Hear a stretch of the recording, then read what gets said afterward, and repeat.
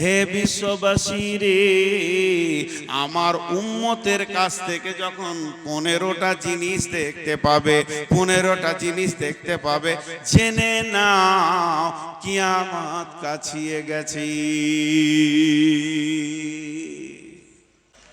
বিশ্বনবী বলছেন, নাম্বার 1, ইযা তুখিজাল ফাইয়ুদু বালান,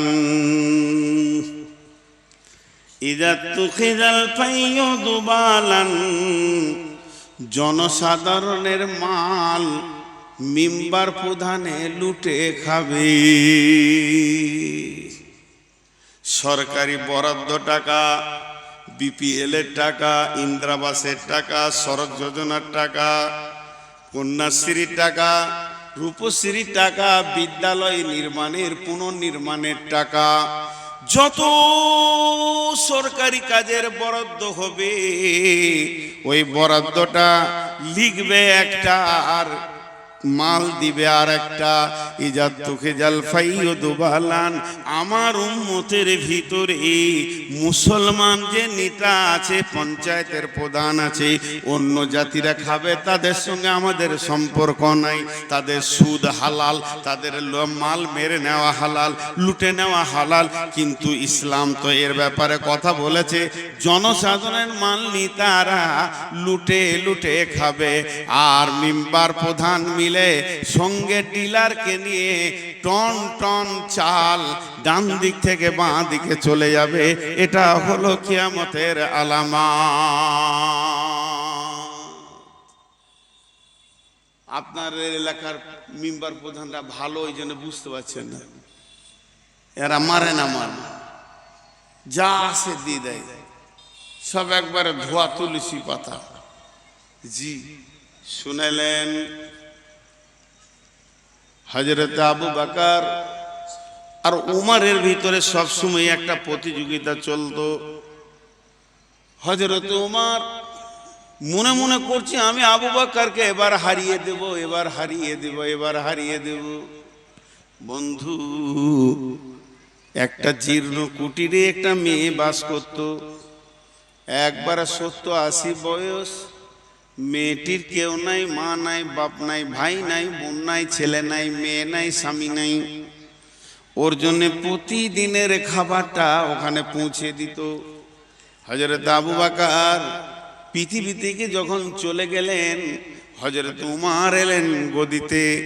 ওই মেয়েটি ঘরের মধ্যে আছে, আর উমর মেয়েটি দু চোখে দেখতে পায় না।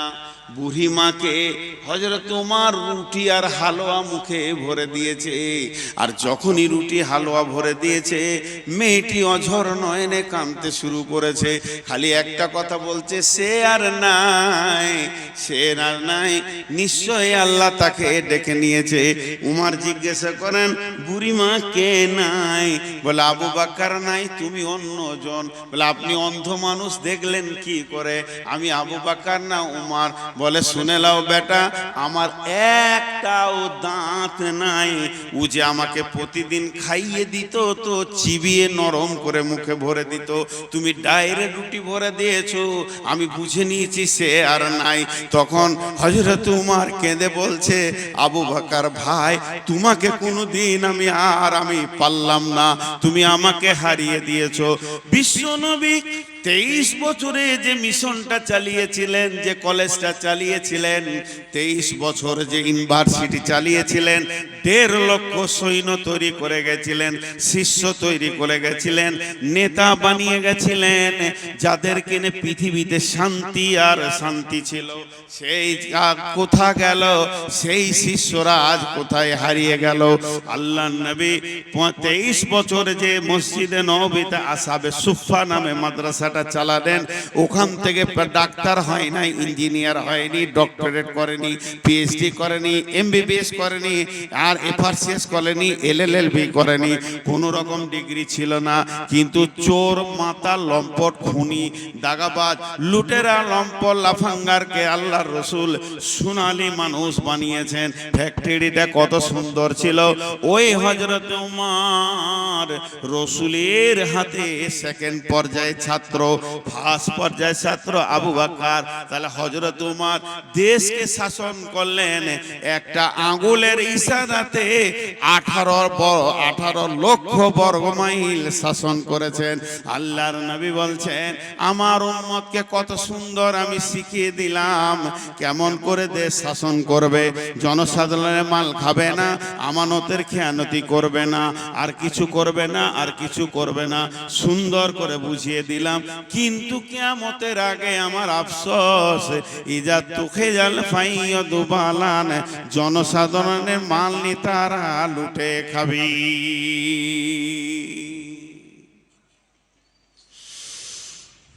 আজকে আমাদের অবস্থা কি ভাবেন একটু। আমি দেয়ালে যদি একটা দাগ টেনে দিই বোর্ডে, ওই দাগটা ছোট না বড় আপনি বলতে পারবেন না। ওর পাশে আর একটা দাগ যদি টানা হয় তখন ও ছোট না বড় বলতে পারবেন। একদিকে এখনকার যুগের নেতাদের চরিত্র, আর একদিকে রসুলের নেতাদের চরিত্র, দুটাকে পাশে পাশে রাখেন। 2002 সালটা বলছি, 2002 আমি বাংলাদেশে ছিলাম। ঢাকা আন্তর্জাতিক এয়ারপোর্ট থেকে একটা গাড়িতে চেপে ঢাকা ইসলামপুর ডেমরা রোডে যাচ্ছি। আমার সাথে একজন সাথী ছিলেন ওই দেশের, ওর নামও মনে আছে।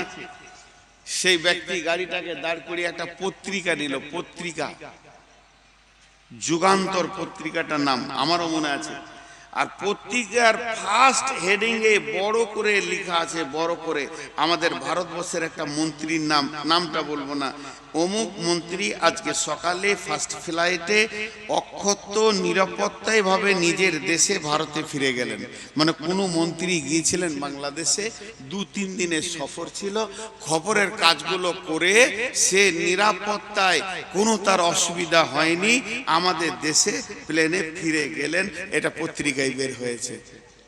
সকালে ওখানে কিছু খায়নি, খুব ভোরে প্লেনটা দিয়ে লিখেছে সকালে বেড টি খেয়েছে। বেড টি, বেড টি বুঝেন তো, বিছানায় বসে এক কাপ, ডাইনিং টেবিলে লয়, নাস্তা লয়, বেড টি বলে ওটাকে। বিছানায় বসে এক কাপ চা খেয়েছে। তো সেই চাটার সেই যুগে 2002-এ খরচা হয়েছে 18,000 টাকা এক কাপ চা। ওর হলারের সাইজ কত, এক কাপ চায়ে 18,000। হ্যাঁ, এটা হলো ইংরেজি কম্পিউটার দ্রুতগামী যুগের মন্ত্রী, এটা হলো আধুনিক যুগের মন্ত্রী।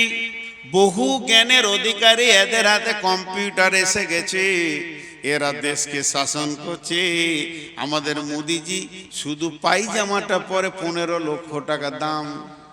যদি কোনো এখানে সেলাই মেশিনওয়ালা আছেন, চলে যান টেলারটা ওখানে খুলেন গা, একটা পায়জামা 15 লক্ষ টাকা দাম।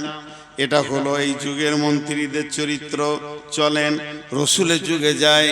আল্লাহর নবী দুনিয়া থেকে চলে গেলেন, মদিনার গদিতে বসলেন কে? আবু বকর। আবু বকর দুনিয়া থেকে চলে গেলেন, মদিনার গদিতে খলিফা কে হলেন? খলিফা হযরতে উমর ফারুক রাদিয়াল্লাহু তাআলা আনহু। হযরত উমর যখন মদিনার গদিতে বসলেন তখন বিশ্ব শাসন করতে শুরু করলেন। 18 লক্ষ বর্গ মাইলকে তিনি শাসন করতেন। হযরত উমর ছোটতে আলাভোলা ছিল, ছোটতে সাদা সিধে ছিলেন, ছোটতে খুব বিচক্ষণতা পাওয়া যায়নি। একটা ঘটনা শুনলে বুঝবেন। ওর বাপ ওকে উট চড়াতে দিয়েছে মাঠে, উমর রে উটগুলো নিয়ে যা, উটগুলো চড়িয়ে নিয়ে আয়। যখন বাড়ি আসে তো মাথার চুলে এক গাদা উটের লাদ, উটের গোবর গোটা মাথায় লেগে আছে। ওর আব্বা নাম হচ্ছে খাত্তাব। খাত্তাব জিজ্ঞেস করছে উমর এখানে আয়। দেউ গেল বাপের কাছে, তোর মাথায় এগুলো কি?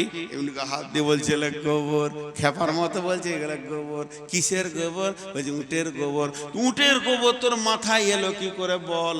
বলছে আব্বা মরুভূমিতে রোদ খুব, এবার রোদে বসবো কোথা? উটের পাছাতে গিয়ে বসেছি, লেদে দিয়েছে ও। বসার জায়গা দেখেন, উটের পাছায় বসেছি, লেদে দিয়েছে ও, ধোয়ার তো কোনো ব্যবস্থা নাই, তাই গোবর লেগে আছে। ওর বাপ ওর গালে একটা চর মেরেছিল, টান মেরে একটা চর দিয়ে বলছে, গাধা তুই উট চড়াতেও জানিস না, আল্লাহ তোকে এত জ্ঞান কম দিয়েছে রে গাধা, বাপ তো মারবি বেটাকে। এই সেই উমার যে মাথায় গোবর নিয়ে বাড়ি এসেছে, ওই উমার যেদিন মদিনাতে খলিফা হলেন 18 লক্ষ বর্গ মাইলকে একটা আঙ্গুলের ইশারায় হিলাচ্ছেন, সেই উমার মসজিদে নববীতে শুয়ে আছে। ফজরের নামাজ পর একটু আরাম করছে, গদিটা কি বালুর ওপরে, 18 লক্ষ বর্গ মাইলে বাদশার বিছানা কি বালুর ওপরে চাদরটা বিছিয়ে দিয়েছে, বালিশ নাই, এ হাতটা দিয়ে দিয়েছে, একটু আরাম করছে।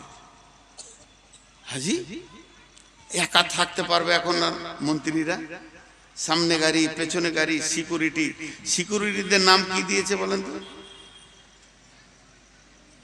সিকিউরিটি ফোর্স, বাংলায় বলে দেহরক্ষী, বডিগার্ড। আর একবার বলছি বডিগার্ড, দেহরক্ষী নামটা খুব অ্যাপ্রোপ্রিয়েট। আজরাইল তো আর বডি লিবে না, আত্মা লিবে। আত্মা গার্ড বললে বিপদ ছিল। আজরাইল আত্মা নিয়ে যাবে আর বলবে যে বডিটাকে তোরা আগুন যেন শিয়ালে না খাই, তোদের ডিউটি তোরা কর, বডিগার্ড। কিন্তু উমার একা আছে, কয়েকটা সৈন্যকে পাঠিয়ে দিয়েছে জেরুজালেম, ধৈর্য ধরেন, কয়েকটা সৈন্যকে জেরুজালেম পাঠিয়ে দিয়েছে, ওখানে কালেমা তাওহীদ পৌঁছিয়ে দাও, সেখানে দ্বীনের দাওয়াত পৌঁছিয়ে দাও, তারা অন্ধকারে আছে তাদের কাছে আলো পৌঁছিয়ে দাও, কোরআনের আলো পৌঁছিয়ে দাও, রসুলের হাদিস পৌঁছিয়ে দাও। সেই সৈন্যগুলোকে জেরুজালেমের সৈন্যরা কেল্লায় ভরে অবরোধ করে দিয়েছে, তাদেরকে তাবলীগের কাজ করতে দিচ্ছে না। তদন্তকালে ওই জেরুজালেমের যিনি প্রাইম মিনিস্টার ছিলেন, প্রধানমন্ত্রী ছিলেন, তিনিও একটা গির্জার পোপ, একটু আগে বললাম পাপায়ে আজম, তিনি একটা গোটা জেরুজালেমকে শাসন করছে। জেরুজালেম হচ্ছে একটা ছোট দেশ, আর আমার উমারের দেশ হচ্ছে বড়। এবার পাপা দেখলো উমারের সঙ্গে যদি যুদ্ধ করতে যায় পারবো না, ওর যা সৈন্য আছে আমার তো নাগরিক নাই, কেমন করে চলবো? তিনি একটা চিঠি লিখলেন, আর চিঠি লেখার পর একটা দূতকে বললেন, বন্ধু এটা তুমি পৌঁছে দাও মদিনাতে। ওই রাষ্ট্রদূত চিঠিটা নিয়ে হাঁটতে হাঁটতে হাঁটতে হাঁটতে মদিনা মারোয়ারায় গিয়ে পৌঁছালো। মদিনায় পৌঁছানোর পর বলছে, মুসলিম জাহানের পার্লামেন্ট কোনটা, মুসলিম জাহানের সংসদ কোনটা, মুসলিম জাহানের আপনার গদি কোনটা, মুসলিম জাহানের সব থেকে বড় পার্লামেন্টটা কোথায়? ছোট বাচ্চারা বলছে ওই যে মসজিদে নববী, এটাই হলো মুসলিম জাহানের পার্লামেন্ট। সাইমম ধরে পড়েছে কুটির, তুমি তো পরনে নুয়ে, খেজুর পাতার প্রাসাদ তোমার বারে বারে গিয়েছে খোঁজে, পারমেল দাগিছে, মার্বেলের নয়, কারুকার্য করার নয়, মাত্র খেজুর গাছের পাতা আর খেজুর গাছের ছাওয়ানি। বলে আপনাদের আমিরুল মুমিনিন কোথায়? বলে ওই যে মসজিদে শুয়ে রয়েছে, কোনো বডিগার্ড নাই, কোনো সিকিউরিটি নাই, কোনো দেহরক্ষী নাই, একটু আরাম করছেন, ফজর পড়েছেন। উনি বলেন আমাদের আমিরুল মুমিনিন, খলিফাতুল মুসলিমের। উনি যে বলেন আদব নেবেন জাহাপনা, হযরতে আদব নেবেন জাহাপনা। যেই বলা আমিরুল মুমিনিন উঠে বলছে, কে বাবা, তুমি কোথা থেকে এসেছো? রাষ্ট্রদূত বলছে, হুজুর আমি জেরুজালেম থেকে এসেছি, আমাদের প্রাইম মিনিস্টার আপনাকে একটা চিঠি দিয়েছে।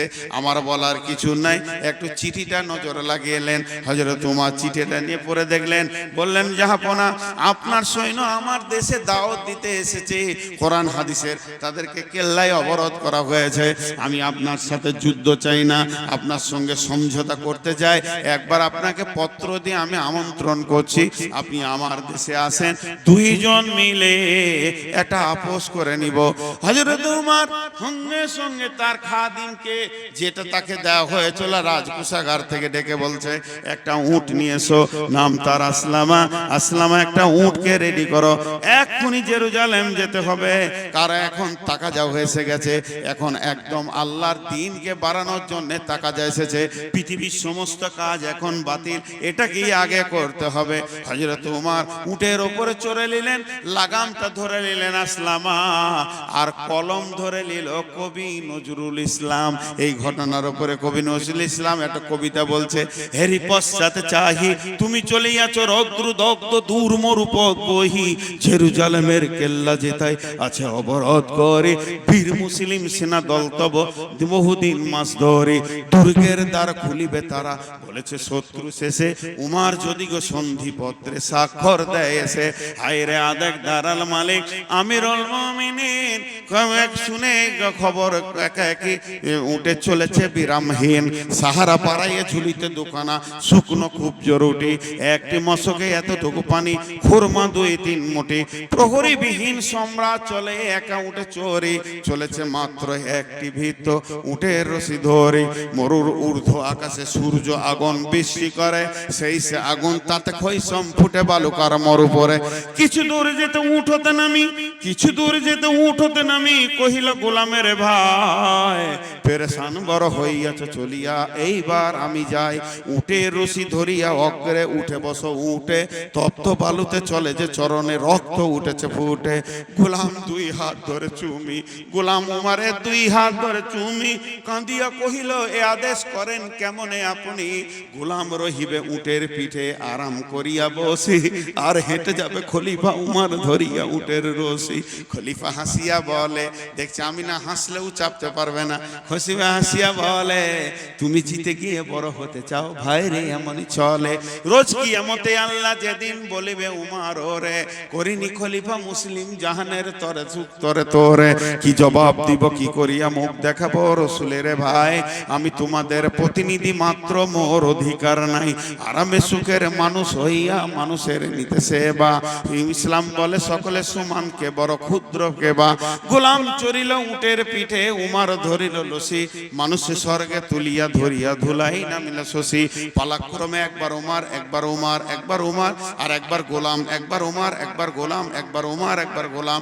এবার জর্ডান নদী চলে এসেছে সামনে, নদীটা যেই পেরিয়ে যাবে সেই জেরুজালেম ঢুকে যাবে, সৈন্য কোম্পানি কমান্ডার সব এসে হাজির হয়ে গেছে, তারা স্যালুট মারছে, আদব নেবেন জাহাপনা, আপনারা আমার দেশে এসেছেন।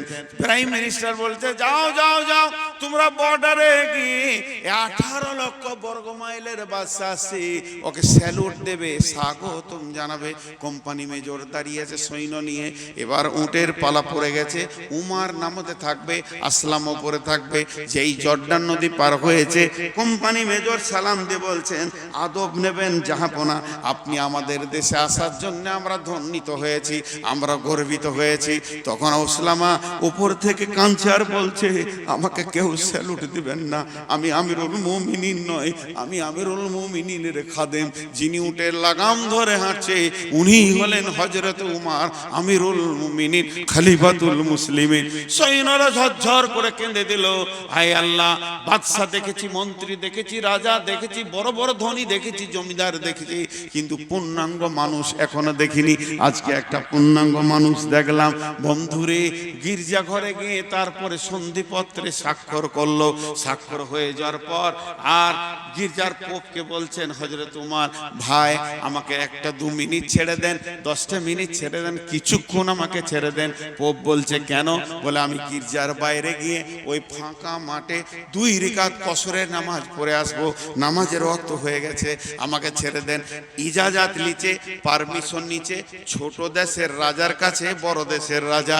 আমাদের দেশে কি, আমাদের দেশে যদি